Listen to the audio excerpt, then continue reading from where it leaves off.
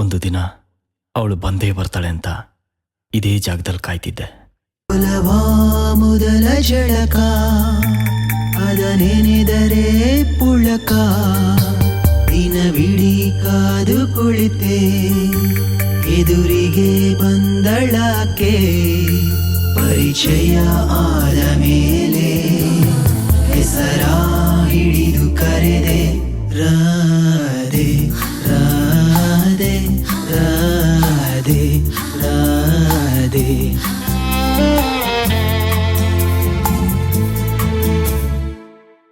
ಅವಳೋದ ಜಾಗವೆಲ್ಲ ಚಿಗುರಿ ಮೆಲ್ಲ ಮೆಲ್ಲ, ಕೋಗಿಲೆ ಗಾನವೆಲ್ಲ ಚಿಮ್ಮುತ್ತಿದೆ ಮೆಲ್ಲ.